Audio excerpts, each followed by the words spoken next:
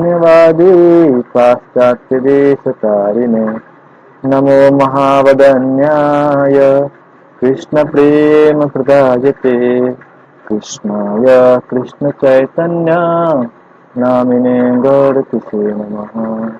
हे कृष्ण करुणा सिंधु दीनबंधु जगत्पते गोपेश गोपिका कांत राधा कांत नमोस्तुते तप्त कांचन गौरांगी राधे वृंदावनेश्वरी वृषभानुसुते देवी प्रणमामि हरिप्रिये नीलाचल निवासाय नित्याय परमात्मने बलभद्र सुभद्राभ्यां जगन्नाथाय ते नमः। वाञ्छाकल्पतरुभ्यश्च कृपा सिन्धुभ्य एव च पतितानां पावनेभ्यो वैष्णवेभ्यो नमो नमः। मन्यन्ते माम् अबुद्धयः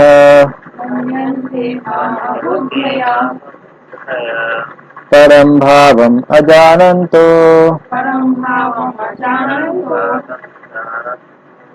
मम अव्ययम् अनुत्तमम्।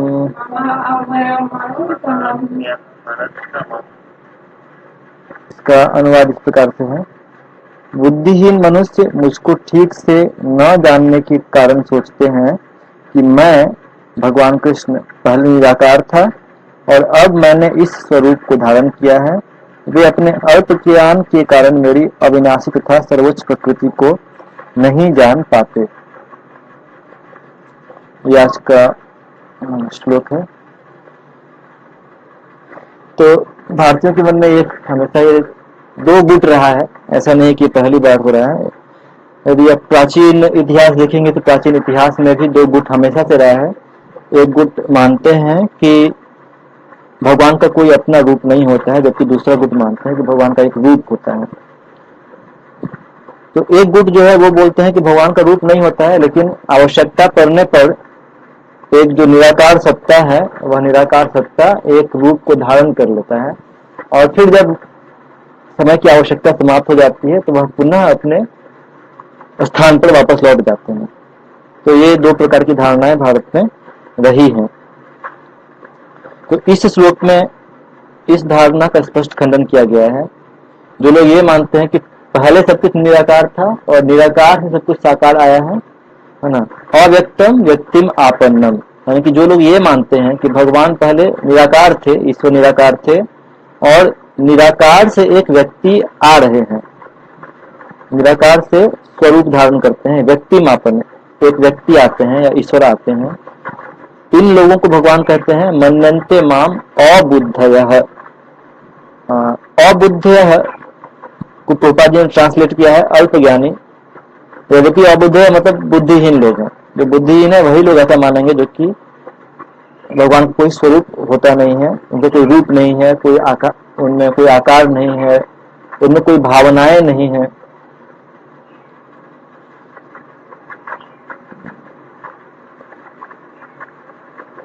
शुरू में जब ब्रह्मा जी थे, ब्रह्मा जी अपने जन्म के बाद में उनको दिखता कि चारों तरफ में अंधकार है, कुछ प्रकाश नहीं दिख रहा था उनको। तो वो एक तपस्या करते हैं और तपस्या करने के फलस्वरूप जब वो थोड़ा सा ध्यान करते हैं, बहुत प्रयास करते हैं, तो उनको दो शब्द सुनाई देता है, तप तप करके दो शब्द सुनाई देता है। तो वो सुन करके वो तपस्या करना प्रारंभ करते हैं और जब वो बहुत लंबे समय तक तपस्या करते हैं तो उसके फलस्वरूप उनको भगवान कृष्ण और उनके धाम का दर्शन होता है। तो उसके फलस्वरूप उसके बाद में वो एक कुछ श्लोक कहते हैं जिसको ब्रह्म संहिता कहते हैं। इस ब्रह्म संहिता में बिल्कुल स्पष्ट रूप से ब्रह्मा जी भगवान की प्रार्थना करते हुए कहते हैं चिंतामणि प्रकर सद्म से कल्प वृक्ष लक्षावर्ती सुरभिरभिपालयंतम लक्ष्मी सहस्र शत ब्रह्म सेव्यमानम गोविंदम आदि पुरुषम तम हम भजामि। तो कैसे जो आदि पुरुष है, जो सब कुछ की सृष्टि के आदि हैं, वह कौन है? तो वह गोविंद है और तम हम भजामि, उनका मैं भजन करता हूँ, उनकी भक्ति करता हूँ।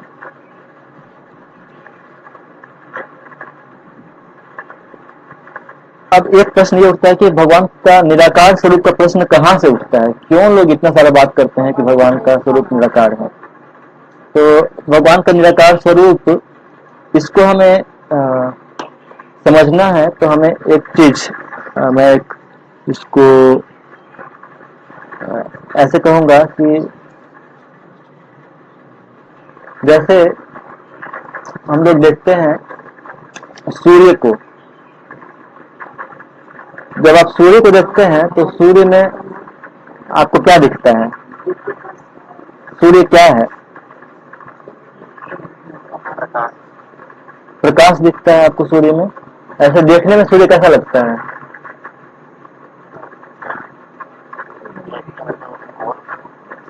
देखने में हमें सूर्य एक आग का गोला लगता है ना? लेकिन सूर्य सिर्फ आग का गोला नहीं है। जब हम सुबह में उठते हैं तो आप देखेंगे कि बाहर में चारों तरफ प्रकाश है। तो सबसे पहले सूर्य का उपस्थिति का अनुभव कैसे होता है? उसके प्रकाश के रूप में होता है ना? प्रकाश और उष्मा दोनों। और जब सूर्य उदित हो जाते हैं तब हमें सूर्य में आकाश में एक गोल आग का गोला दिखता है, जिसको कि हम सूर्य कहते हैं। और जब एक व्यक्ति भक्ति में बहुत आगे बढ़ता है और मान लीजिए कोई व्यक्ति योग सिद्धि को प्राप्त कर लेता है, तो ऐसा कहते हैं कि योग सिद्धि प्राप्त व्यक्ति सूर्य तक जा भी सकता है। और जब वो सूर्य ग्रह के अंदर प्रवेश करता है तो वहां पर में उसको, जिस तरह से आप यहाँ पर रह रहे हैं तो आपको यहाँ पर में शहर है, वृक्ष है, सब कुछ है, तो वहां पर में भी सूर्य ग्रह के अंदर में भी सब कुछ विद्यमान है। और वहां पर वहां के जो राजा हैं उनका नाम है विवस्वान। तो इस तरह से विवस्वान के प्रकाश के कारण सूर्य प्रकाशित होता है। उनके शरीर से इतना प्रकाश निकलता है जिसके कारण पूरा सूर्य प्रकाश पाता है, और वही सूर्य पूरे ब्रह्मांड को प्रकाशित करते हैं। तो यानी कि सूर्य के अस्तित्व को आप 3 अलग अलग लेवल पे देख सकते हैं। पहला लेवल क्या हो गया? सूर्य देव। फिर सूर्य देव के बाद दूसरा लेवल क्या है? सूर्य जो कि आकाश का गोला के रूप में आकाश में दिख रहा है। और तीसरा लेवल क्या है सूर्य का ही? जो सूर्य का प्रकाश है, जो चारों तरफ में व्याप्त, सर्वत्र व्याप्त है ना? वो ताप और प्रकाश इन 2 रूपों में सर्वत्र व्याप्त है। तो सूर्य का प्रकाश सर्वत्र व्याप्त है, लेकिन उसका कोई रूप नहीं होता है ना? सूर्य के प्रकाश में कोई रूप है क्या? हम बोल सकते हैं कि सूर्य का प्रकाश गोल है या चौकोर है, कुछ बोल सकते हैं क्या? नहीं, प्रकाश का कोई रूप नहीं होता है ना? तो सूर्य के प्रकाश का रूप नहीं है, लेकिन उससे जब आप ऊपर उठते हैं थोड़ा सा तो हम सूर्य का गोला देखते हैं। और सूर्य के गोला में लेकिन उसका एक रूप होता है, वो देखने में गोल होता है। और यदि उसके और अंदर जाएंगे तो हम देखेंगे कि वहां पर में बहुत सारे लोग भी रहते हैं, और वहां का एक राजा भी है जिनका नाम सूर्यदेव है, और वो एक व्यक्ति है। और वह व्यक्ति जो है वो सब कुछ सारे सिस्टम को सेट कर रखते हैं, जिसके कारण कि चारों तरफ प्रकाश फैल रहा है। तो यानी कि उस प्रकाश का अल्टीमेट स्रोत क्या है? सूर्यदेव। अल्टीमेट स्रोत नहीं है, लेकिन कह सकते हैं कि एक सोर्स सूर्यदेव है।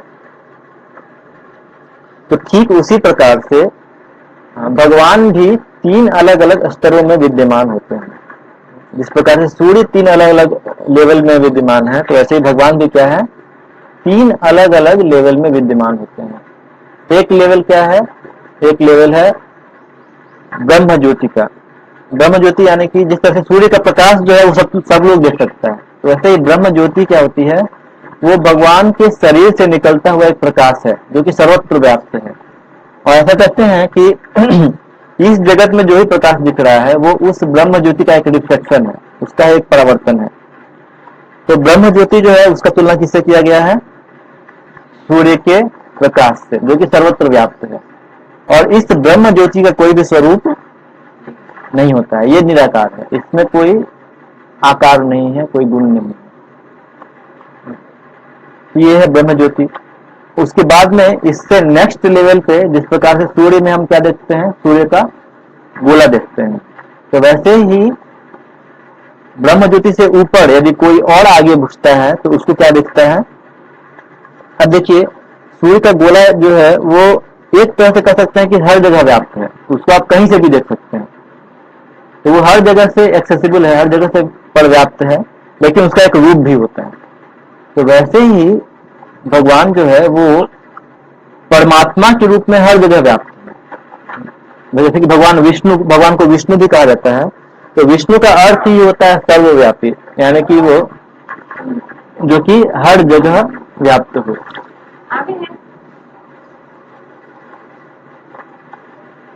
तो विष्णु यानी कि सब जगह व्याप्त है। जिस प्रकार से सूर्य का गोला जिस प्रकार से हर जगह व्याप्त होता है, जैसे मान लीजिए कि हम लोग अभी दरभंगा में हैं, तो दरभंगा में आपको यहाँ पर में सूर्य का गोला किधर दिखेगा, आकाश में कहाँ पर दिखेगा?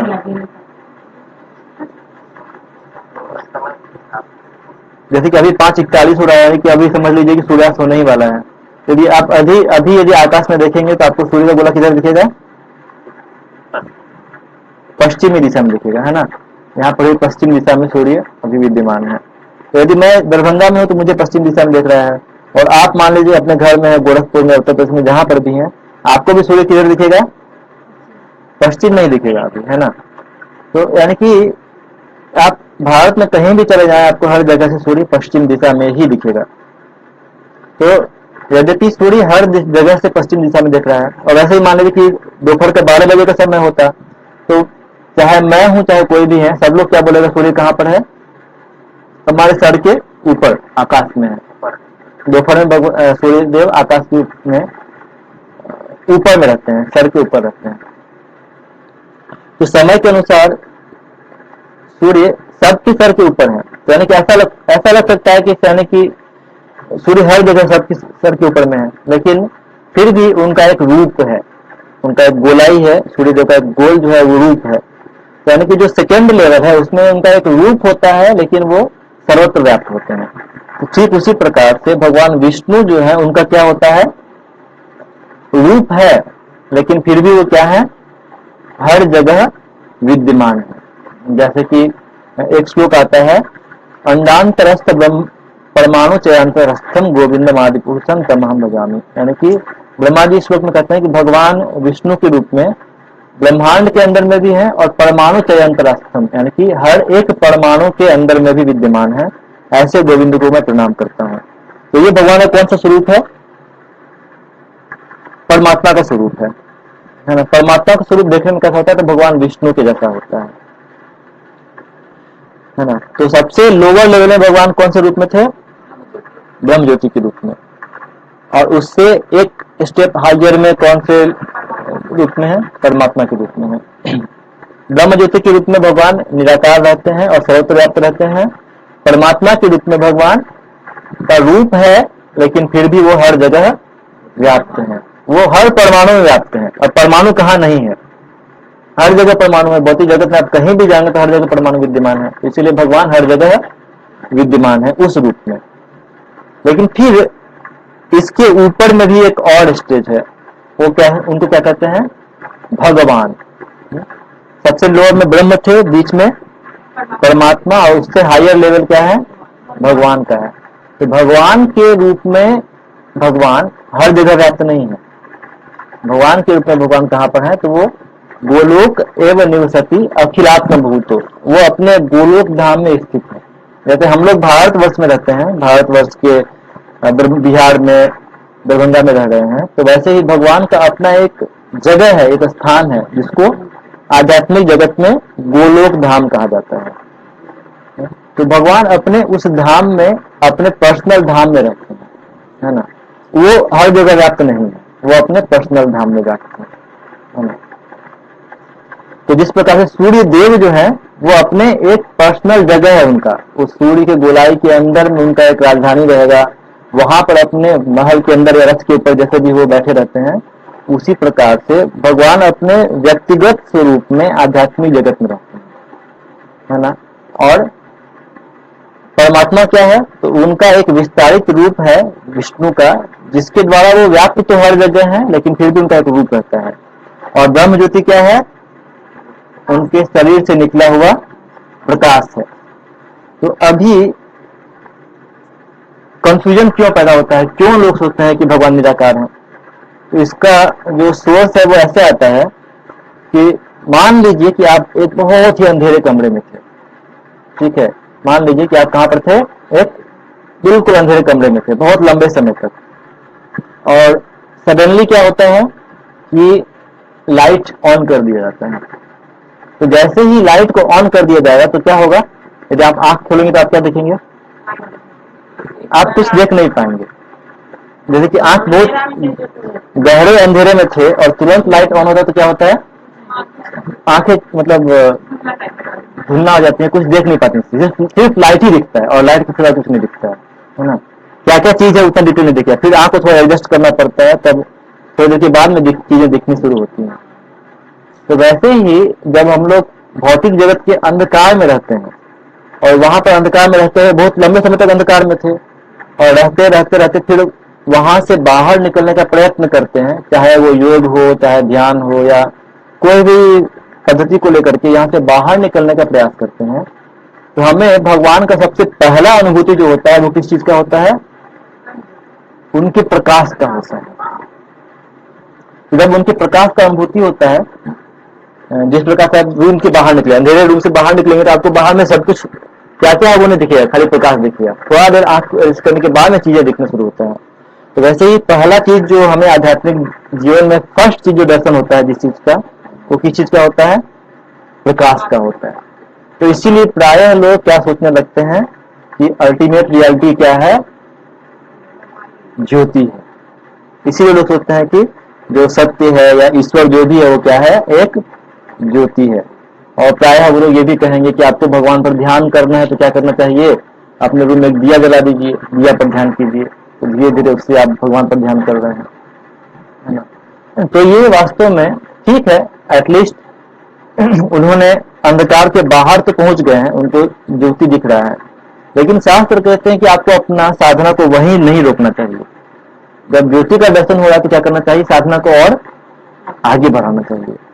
जब इसका साधना और आगे बढ़ेगा तो धीरे धीरे क्या होता है, तो शास्त्र में कहा गया है, ध्यानावस्थित तद्गति न मनसा पश्यन्ति यद योगिना। जब एक व्यक्ति ध्यान में अवस्थित हो जाता है और बहुत गहरा ध्यान करता है, तब उसको ध्यानावस्थित तद्गति न मनसा पश्यन्ति यद योगिना, उनको अपने हृदय में स्थित परमात्मा का दर्शन होता है ना। परमात्मा तो हर जगह व्याप्त है, हर जीवात्मा के हृदय में ही व्याप्त है। तो उनको क्या होता है, नेक्स्ट स्टेज में किसका दर्शन होता है, परमात्मा का दर्शन होता है, जो कि हर जीव के हृदय में व्याप्त है। लेकिन यहाँ पर भी रुकना नहीं चाहिए। यदि कोई व्यक्ति यहीं पर आकर के अटक गया, तब उसका प्रोसेस भक्ति का वो सबसे ऊपर के अस्तित्व तक नहीं पहुंच पाएगा। यदि कोई उसके बाद में भी अपना भक्ति को जारी रखता है, तब क्या होगा, वह भगवान को उनके धाम में जो स्थित है, जिस प्रकार से ब्रह्मा जी को भगवान ने दर्शन दिया था, उसी प्रकार से वह भगवान के व्यक्तिगत स्वरूप को, जो एक स्थान पर स्थित है, गोलोक धाम में स्थित है, उनके व्यक्तिगत स्वरूप को वह देख पाएगा। तो चूंकि प्रायः अधिकांश अध्यात्मवादी शुरू के लेवल पे रुक जाते हैं और सोचते हैं कि यही अल्टीमेट रियलिटी है, तो वो लोग क्या मान लेते हैं कि ये जो ज्योति है, ये ज्योति ही सबसे ऊपर में है। जबकि वास्तविकता क्या है कि ज्योति सबसे नीचे लेवल पे है, उससे बीच में परमात्मा है, फिर भगवान है। लेकिन उनको क्या लगता है कि ज्योति जो है वो सबसे ऊपर में है, और जब भगवान कोई रूप धारण करते हैं तो कहां से आता है रूप भगवान का, तो वो रूप बोलते हैं कि वही ज्योति जो है वो अलग अलग रूप धारण करती है। और इस सिद्धांत को वो लोग और आगे बढ़ाते हुए बोलते हैं कि ठीक है, तो इसीलिए हम लोग चाहे तो अपने मन से किसी का भी पूजा कर सकते हैं। तो विशेष रूप से यदि शंकराचार्य जी का देखेंगे सिद्धांत, तो उन्होंने सिद्धांत दिया था पांच देवताओं का पूजा का सिद्धांत दिया था। उन्होंने कहा कि वो जो ब्रह्म है, परम सत्य है, वो अपने आप को 5 विशेष रूपों में प्रकाशित कर रहा है। जैसे कि गणेश जी हैं, दुर्गा जी हैं, गणेश, दुर्गा, शिव, विष्णु और एक है ब्रह्मा है शायद, ब्रह्मा, विष्णु, महेश, शिव, दुर्गा, ऐसे जो भी है 5 उन्होंने कहा था कि ये पांचों में से आप किसी का भी पूजा कीजिए, तो अल्टीमेटली इनका पूजा करके क्या होगा, उनका कहना था कि क्योंकि निराकार जिसका कोई आकार नहीं उसको पूजा कैसे करेंगे, पूजा करना बड़ा मुश्किल है उसका। तो उनका क्योंकि पूजा करना मुश्किल है तो क्या करना चाहिए, तो पहले आप इस निराकार का पूजा कीजिए, इस साकार रूप का पूजा कीजिए। जो भगवान ब्रह्म जो है जब एक साकार रूप धारण करते हैं, जैसे मान लीजिए कि कृष्ण का, चाहे विष्णु का, चाहे शिव का, चाहे दुर्गा का, किसी का भी, जिसका भी पकड़ के उनका पूजा कीजिए।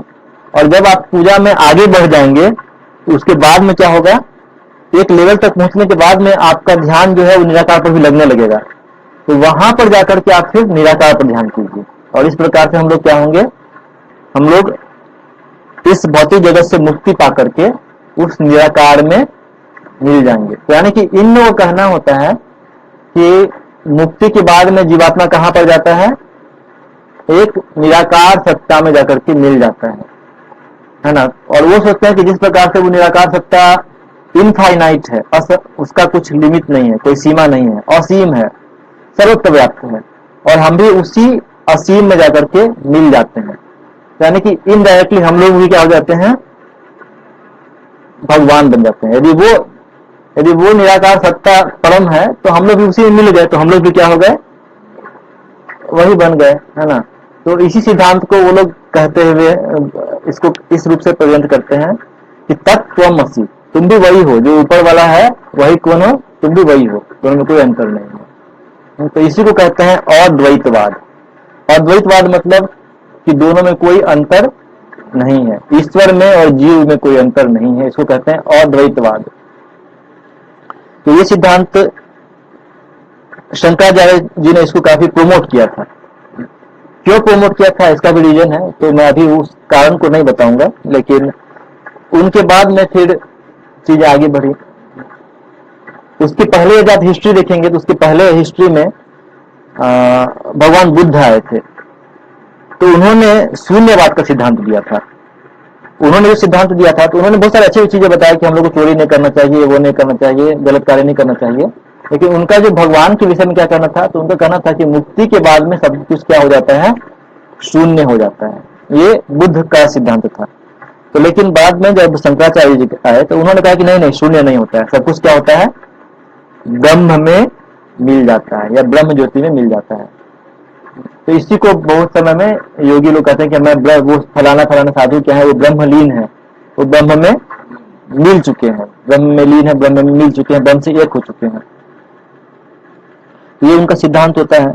लेकिन और उनके सिद्धांत से मान लीजिए कि कभी कभी जब पृथ्वी पर बहुत अत्याचार बढ़ जाता है, कुछ प्रॉब्लम हो जाता है, तो वो ब्रह्म क्या करता है, वो ब्रह्म इस जगत में आकर के एक माया का शरीर धारण करता है। जैसे हम लोग का जो शरीर है, ये जो जिन तत्वों का बना हुआ है, वैसा ही एक तत्व क्या करता है, वो ब्रह्म आकर के वैसा एक शरीर धारण करता है। जैसे कि ये जो भगवान है, चाहे कृष्ण हो, विष्णु हो, या दुर्गा हो, या शिव हो, वो लोग क्या करते हैं, एक भौतिक शरीर धारण करते हैं। ये किनका सिद्धांत है, हाँ, शंकराचार्य जी का, या जो लोग भी निराकार को मानते हैं, अल्टीमेटली निराकार को मानते हैं।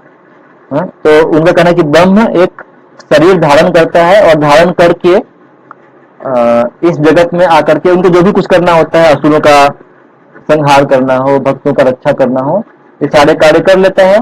और सारे कार्य करने के बाद में फिर क्या करते हैं, वह पुनः अपने धाम में वापस जब जाते हैं तो अपना भौतिक शरीर का त्याग करके और पुनः उस ब्रह्म में मिल जाते हैं।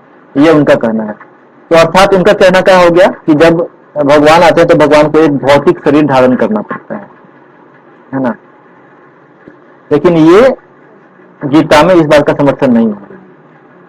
भगवान कहते हैं कि जब मैं आता हूं तो मेरा शरीर भौतिक नहीं होता है। भगवान का शरीर क्या होता है, उनका शरीर भौतिक नहीं होता है, आध्यात्मिक होता है।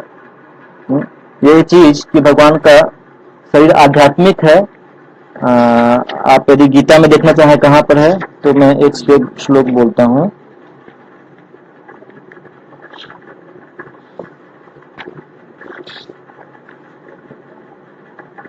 दसवें अध्याय का 12वां श्लोक, यदि आप निकालेंगे 10वें अध्याय का 12वां श्लोक।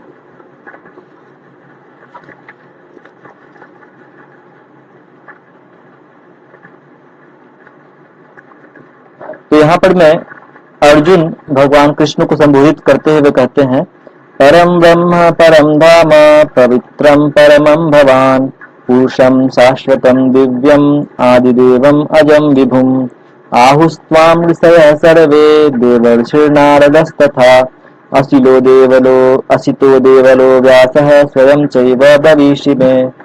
तो इस श्लोक में अर्जुन भगवान को संबोधित करते हुए कहते हैं कि हे कृष्ण, आप पर ब्रह्म है, पर ब्रह्म और परम धाम और पवित्रम परमम भवान पुरुषम शाश्वतम दिव्यम, आप शाश्वत पुरुष हैं। तो हमारा शरीर शाश्वत नहीं हो सकता है, लेकिन अर्जुन कृष्ण को शाश्वत पुरुष कह करके संबोधित करते हैं। तो भगवान जब इस लोक में आते हैं तो वास्तव में भगवान को कोई भौतिक शरीर धारण नहीं करना पड़ता है, उनका शरीर आध्यात्मिक होता है। और यदि कोई इस चीज को समझ जाता है तो भगवान चौथे अध्याय के 9वें श्लोक में कहते हैं, जन्म कर्म च मे दिव्यम एवं यो वेत्ति तत्वतः त्यक्त्वा देहम पुनर्जन्म नैति मामेति सुअर्जुन।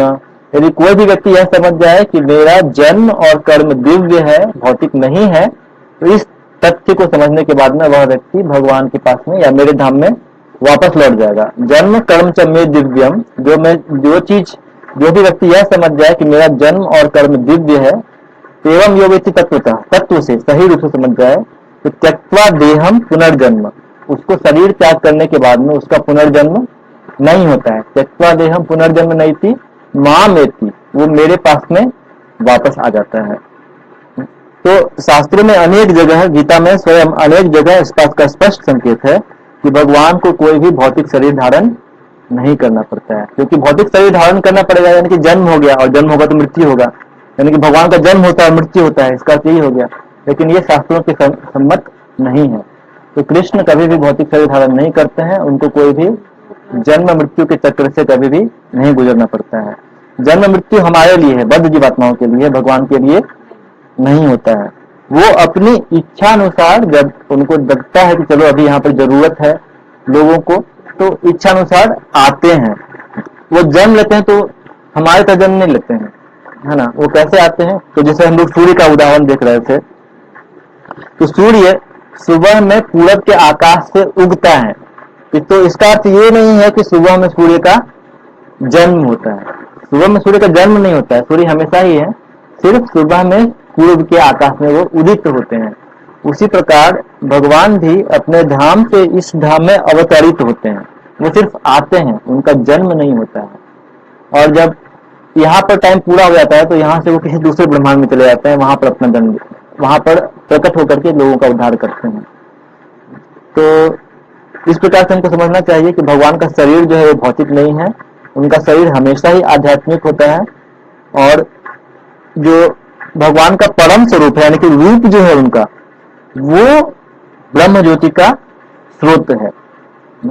भगवान का जो ब्रह्म ज्योति है उसका स्रोत कहां पर है, भगवान में है।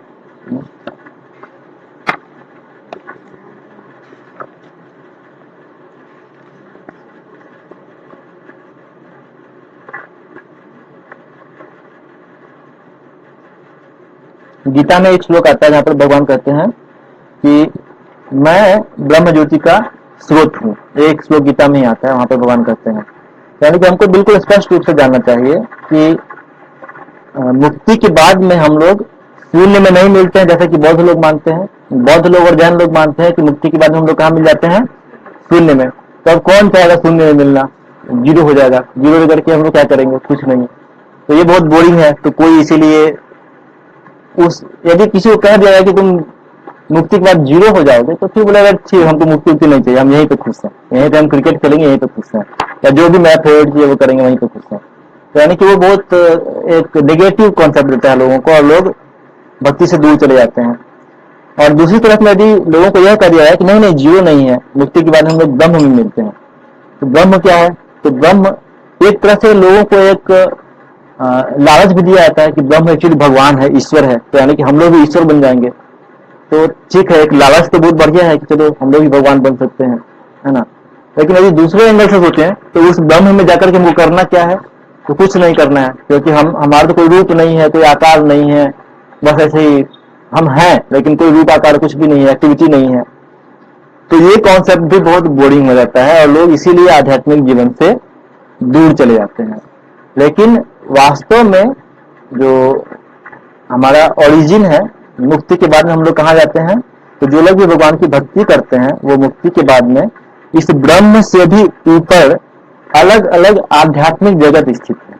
जैसे हम लोग इस पृथ्वी पर रह रहे हैं तो ये एक जगत है, तो वैसे ही आध्यात्मिक जगत में अलग अलग आध्यात्मिक ग्रह स्थित हैं, जिनको हम वैकुंठ लोक कहते हैं या गोलोक धाम कहते हैं, या भगवान राम का अपना धाम है जिनको हम साकेत धाम कहते हैं। तो ये अलग अलग धाम पर में भगवान के अलग अलग रूप रहते हैं और उनके अनेक भक्त उनका हमेशा सेवा करते रहते हैं। तो जो भगवान के भक्त होते हैं वो मुक्ति के बाद में उन अलग अलग ग्रहों पर जाते हैं और वहां पर जाकर के वो क्या करते हैं? तो वो शून्य नहीं बनते हैं, वो भी एक रूप को धारण करते हैं, वो भी एक आध्यात्मिक स्वरूप को प्राप्त कर लेते हैं और उस स्वरूप में वो भगवान का नित्य सेवा में लग जाते हैं। वहां पर भगवान का बहुत सारा तरीके से सेवा होते रहता है। कोई कुछ करता है, कोई कुछ भगवान के लिए भोग बनाता है, तो कोई कुछ करता है। तो अलग अलग प्रकार से भगवान की सेवाएं भक्त लोग करते हैं, है ना। और ये चीज वहां पर नित्य रूप से चलता है और ये सेवा करके जो भक्त होता है उसके हृदय में अनंत आनंद की प्राप्ति होती है। तो यानी कि एक तरह से देखा जाए तो आध्यात्मिक जीवन जो है बोरिंग चीज नहीं है, वो क्या है? बहुत ही आनंदमय प्रोसेस है। और यही चीज का शास्त्रों में भी उल्लेख आता है, आनंदमयोध्यासात। आध्यात्मिक जीवन कोई बोरिंग चीज नहीं होता है। लेकिन जो निराकारवादी होते हैं वो लोग आध्यात्मिक जीवन को बहुत बोरिंग रूप में प्रेजेंट करते हैं कि आध्यात्मिक जीवन मतलब सब कुछ छोड़ दो, चुपचाप शांति से बैठ जाओ, चुपचाप कुछ नहीं करना है। तो कुछ नहीं करना है कितने लोगों को जमेगा कि चुपचाप बैठे रहो, कुछ नहीं करना है, ना कुछ बोलना है, ना सुनना है, मौन व्रत धारण करके और शांति से पड़े रहो। तो ये बड़ा ही बोरिंग प्रोसेस है और इससे लोग अध्यात्म में रुचि छोड़ देते हैं। तो लेकिन जब श्रील प्रभुपाद जी जब वो अमेरिका गए तो उन्होंने लोगों को दिखाया कि कैसे भक्ति का मतलब ऐसा नहीं कि सब कुछ छोड़ करके चुपचाप बैठ जाओ। भक्ति में इतने सारे कार्य हैं जितना कि हम कल्पना नहीं कर सकते हैं। जैसे उन्होंने विदेशों में जाकर के पहली बार रथ यात्रा प्रारंभ किया, जगन्नाथ जी का बड़ा सा रथ बनवाया और रथ पर में जगन्नाथ जी को सवार करके और बहुत सुंदर तरीके से भक्त लोग नृत्य कर रहे थे, संगीत बज रहा था और कीर्तन हो रहा था और भगवान का बहुत सारा सुंदर सुंदर श्रृंगार किया गया था।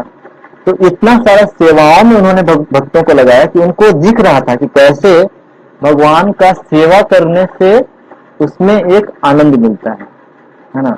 बैठ करके ध्यान करने से पता नहीं आनंद मिलेगा कि नहीं मिलेगा, शांति मिल सकता है। यदि कोई मान लीजिए बैठ करके ध्यान करेगा तो अभी से क्या मिलेगा? ओम ओम करते रहे तो हाँ ठीक है भाई, संसार का टेंशन दूर हो गया, तो थोड़ा शांति मिल सकता है, लेकिन उसमें आनंद नहीं मिल सकता है। यदि आनंद चाहिए तो आनंद के लिए क्या करना होता है? एक्टिविटी चाहिए, भक्ति करना पड़ेगा, कुछ एक्टिविटी करेंगे। जब हम भगवान का सेवा करेंगे तो उसमें आनंद की प्राप्ति होती है।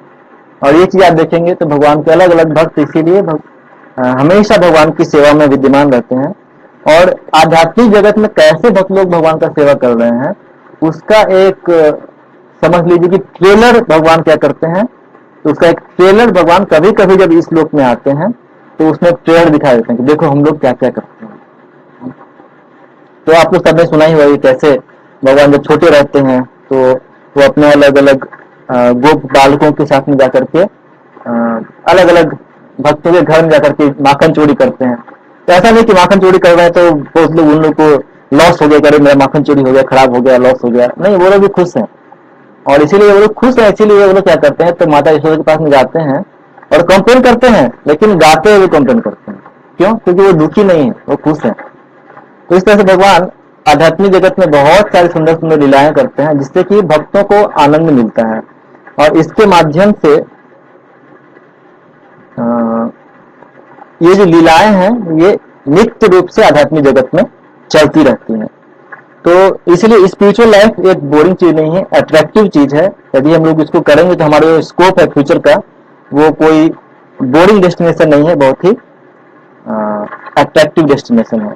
इनफैक्ट जब इस दुनिया में लोग इंटरटेनमेंट के लिए कुछ करना चाहते हैं तो उसी दुनिया का नकल करते हैं। ये आप ध्यान से सोचेंगे कि इस दुनिया में लोग इंटरटेनमेंट के लिए क्या क्या करते हैं। तो जैसे कि पहले अभी बहुत सारी मूवी बनाई जाती है, तो आप देखेंगे कि जितने भी मूवी हैं उनका थीम कहाँ पे रहता है, सोर्स कहाँ पे रहता है? तो ध्यान से देखेंगे तो उनका सोर्स कहीं ना कहीं हमारे शास्त्रों में ही रहता है। वो भगवान के ही लीलाओं से कुछ ना कुछ निकाल करके उसी को कॉपी करते हैं और फिर अलग अलग तरह से टेस्ट करके अपने हिसाब से प्रेजेंट करते हैं। तो जनरली जैसे कि आप देखेंगे अभी फिल्म बनाएंगे तो हीरो बनाएगा, हीरोइन बना देंगे, हीरोइन का अपहरण हो जाता है या कुछ किडनैप हो जाता है, फिर उसको हीरो अलग जगह से जाकर के छुड़ाता है। तो ये आप यदि रामायण पढ़ेंगे कैसे माता सीता जी को हनुमान जी और राम जी ने पूरा ये करके बचाया, विलेन से बचाया। तो इसी थीम पे मैक्सिमम चीज तो आपको मिल जाएंगी यहीं से। और इसके बाद में जो थोड़ा बहुत बचता है वो भी अलग अलग शास्त्रों में पढ़ने के बाद आपको दिखेगा कैसे उसको शास्त्रों से वो लोग सीन निकाल निकाल करके अलग अलग फिल्में बनाते हैं और वहां पे वो लोग आनंद को दिखाने का प्रयास करते हैं। लेकिन वास्तव में जो फिल्मों में दिखाया जाता है वो वास्तविकता है क्या? वो वास्तविकता नहीं है ना। यदि मान लीजिए आपको थिएटर में फिल्म देखना है तो सबसे पहले क्या करते हैं, थिएटर में फिल्म देखना है तो जैसे आप थिएटर में जाएंगे, सिनेमा हॉल में टिकट वगैरह ले लिया, आप अंदर चले गए, तो जब पिक्चर शुरू करना होता है तो वो लोग क्या करते हैं, सबसे पहला काम, आप सब लोग सीट पे बैठ गए, सीट बैठाने के बाद में पिक्चर शुरू करने के पहले वो लोग क्या करते हैं, पहला काम सबसे पहले पूरा लाइट जो है वो लोग बंद कर देते हैं, है कि नहीं? जो पिक्चर देखना है, पिक्चर देखने के पहले लाइट क्या करना पड़ेगा, बंद करना पड़ेगा, तब आपको वहां का पिक्चर क्या है वो दिखेगा। यदि बीच में मान लीजिए गलती से कभी लाइट ऑन हो जाता है तो वो पिक्चर बिल्कुल धुंधला दिखता है, सही से नहीं दिखता है ना। तो वैसे ही हम लोग भगवान का धाम तो छोड़ चुके हैं तो वो आनंद तो नहीं मिल रहा है, लेकिन उसे खोज में अभी घूम रहे हैं। तो हम लोग को माया एक पिक्चर दिखाती है, चिंता मत करो, तुम यहाँ पर खुश रह सकते हो। और माया का पिक्चर हम लोग कैसे देखना होता है, तो सबसे पहला काम क्या करना पड़ेगा, तो पहले अंधेरे में जाओ, है कि नहीं?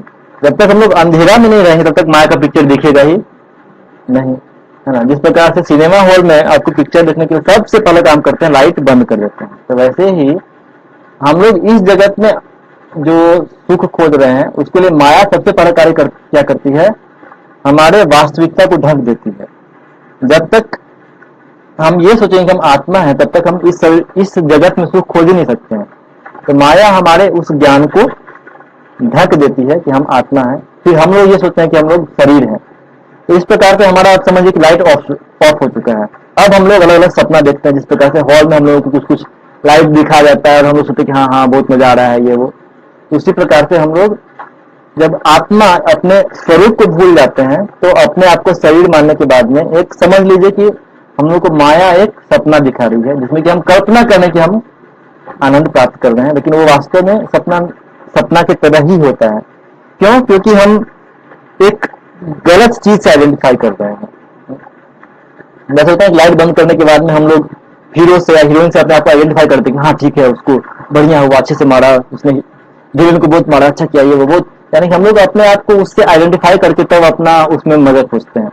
तो वैसे ही इस सपने में हम लोग इस शरीर से क्या करते हैं, अपने आप को पहचान लेते हैं कि ये मेरा शरीर है, तो यदि इस शरीर को मजा मिला तो हमको मजा मिल रहा है। यानी कि ये एक अंधकार में हमने सपना देख रहे हैं। वास्तविकता में जब हम लोग उठ जाते हैं, इस सपने से बाहर निकलेंगे तो हम लोग को दिखेगा अरे मैं तो कुछ भी नहीं हूं, मैं तो ये शरीर ही नहीं हूं।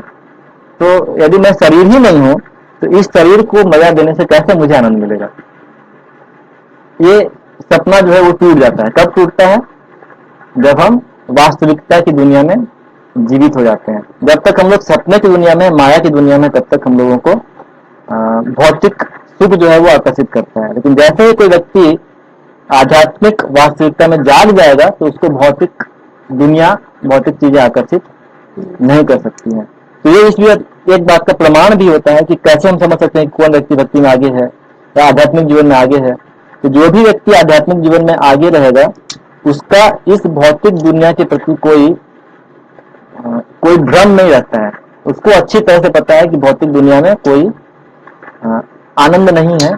यद्यपि वो इस दुनिया के नियम का पालन करेगा, जैसे कि हम लोग इस दुनिया में रह रहे हैं तो यहाँ का जो भी नियम है वो नियम का पालन करना चाहिए, उसमें कोई ये नहीं है। लेकिन ये नहीं सोचना चाहिए कि यहाँ पर आनंद है। आनंद कहाँ पर है? आध्यात्मिक जगत में है। और उसको प्राप्त करने के लिए हम लोग क्या करना चाहिए? भक्ति करना चाहिए। हम लोग को इस भ्रम में नहीं रहना चाहिए कि हम लोग यहाँ पर में अलग अलग तरह से अरेंजमेंट करके, मैनेजमेंट करके, ये करके वो करके खुश हो जाएंगे। यहाँ पर मैं आज कोरोना आया है तो कल कोरोना के बदले कुछ दूसरा चीज आ जाएगा, परसों तीसरा चीज आ जाएगा। और हम लोगों को यहाँ पर परेशान करने के लिए माया देवी कुछ न कुछ भेजते रहेगी। तो माया देवी क्यों भेज रही है ये सब चीजें? वो एक अलार्म सेट कर देती है। हाँ, वो एक अलार्म देती है। जैसे सुबह में क्या होता है, अलार्म बजता है जब तो हम लोग का नींद टूट जाता है कि अरे अलार्म बज गया, उठने का टाइम हो गया। तो वैसे ही माया देवी बार बार अलार्म भेजती रहती है, कभी कोरोना के रूप में, कभी कुछ के रूप में, कभी कुछ के रूप में, कि जागो, तुम ये शरीर नहीं हो, तुम कौन हो? आत्मा हो। और जब हम रियलिटी में जाग जाएंगे तब हम आत्मा के रूप में कार्य करना शुरू करेंगे। तो आत्मा के रूप में कार्य करना इसका मतलब ये नहीं कि हवा में उड़ने लगेंगे।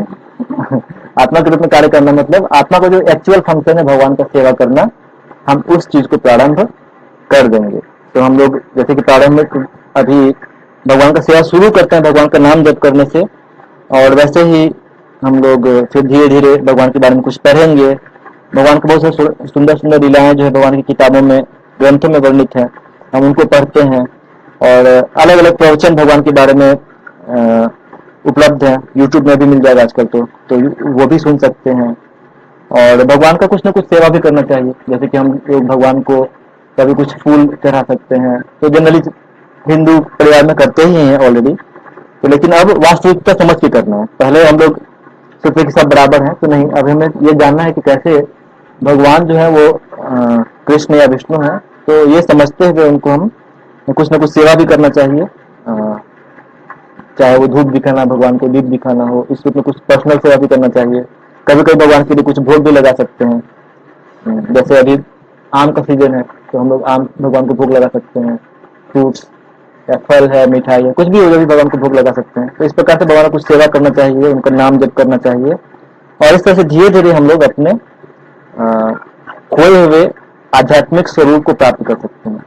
तो भगवान जो है वो भी अपने ओरिजिनल स्वरूप में, उनका एक रूप होता है, और हम भी जो है, हम भी अपने ओरिजिनल स्वरूप में क्या होता है, तो हमारा भी आध्यात्मिक जगत में क्या होता है, एक रूप होता है। हम लोग भी ऐसा नहीं कि वहां पर निराकार है, हम लोगों का भी एक रूप होता है जो कि किसी भी रूप में हो, एक भक्त के रूप में होता है। उस रूप में हम भगवान का सेवा आध्यात्मिक शरीर में करते हैं। तो कोई बात नहीं, अभी हमारा आध्यात्मिक स्वरूप खो चुका है, लेकिन कम से कम जिस भौतिक स्वरूप में है उस स्वरूप में अपने क्या करना चाहिए, तो भगवान का सेवा प्रारंभ करना चाहिए, और इस प्रकार से धीरे धीरे हम अपने आध्यात्मिक स्वरूप को प्राप्त कर सकते हैं। तो आज की क्लास में हमने देखा कि इस श्लोक पर चर्चा किया भगवत गीता के, अव्यक्तम व्यक्ति मापन्नम मन्यन्ते माम अबुद्धयः परम भावम अजानन्तो माम अव्ययम अनुत्तमम, कि कैसे भगवान अव्यक्त से व्यक्त हो जाते हैं। जो लोग ऐसा मानते हैं वो वास्तव में क्या है, अबुद्धयः, अल्प बुद्धि वाले हैं। लेकिन जो भगवान, जो बुद्धिमान है वो जानते हैं कि वास्तव में अव्यक्त से व्यक्त नहीं आता है, बल्कि भगवान के अपने शरीर से ही जो निराकार रूप है, निराकार ब्रह्म है, उसकी सृष्टि होती है। तो ये निराकार, यानी कि एक तरह से आप कह सकते हैं कि भगवान का दोनों ही चीज है, निराकार भी होता है, ऐसा नहीं निराकार कुछ नहीं होता है। निराकार का भी अपना सत्ता है और भगवान का रूप भी है, लेकिन रूप जो है वो निराकार से ऊपर स्थित है, इस चीज को समझना है। तो ये हमारा आज का चर्चा था। यदि आपका कुछ प्रश्न हो तो पूछ सकते हैं आज की चर्चा से।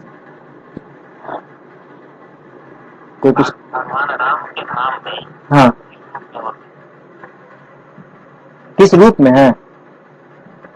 किस रूप में होता है? भगवान राम के धाम लोग जाते हैं, सेवा करते हैं भगवान का सेवा। ओके, देखिए भगवान का धाम में ऐसा होता है कि बस प्रभु ने प्रश्न किया कि भगवान राम के धाम में किस रूप में लोग भगवान की सेवा करते हैं। तो भगवान का जो धाम होता है वो इस जगत से अलग होता है थोड़ा, इन द सेंस कि ये जगत में दो कैटेगरी की चीजें हैं। कुछ चीजें मृत हैं, जैसे कि निर्जीव है ना, जैसे कि चौकी है। तो यहाँ पर का चौकी क्या है, ये निर्जीव है, इसमें प्राण नहीं है। लेकिन आध्यात्मिक जगत में कुछ भी चीज निर्जीव नहीं होता है, वहां पर हर चीज में प्राण है, सब कुछ आत्मा का बना है। तो वहां पर जो जमीन है, पहाड़ है, नदियां हैं, सब कुछ एक सजीव चीज होती हैं। और वहां पर में एक जीवात्मा कुछ भी हो सकता है, चाहे हो सकता है कोई जीवात्मा जो है वो वहां पर आध्यात्मिक जगत में होता है, कोई वृक्ष हो, कोई पेड़ हो, कोई पौधा हो, कोई पक्षी हो, कोई जानवर हो, या कोई मनुष्य के रूप में हो। तो कौन सा व्यक्ति का आध्यात्मिक जगत में स्वरूप कैसा है, ये हमें बद्ध अवस्था में पता नहीं चलेगा। ये चीजें मुक्ति की बात पता चलती हैं। लेकिन जो भी वो स्वरूप हो, वो किसी न किसी रूप में भगवान का सेवा में रत रहते हैं।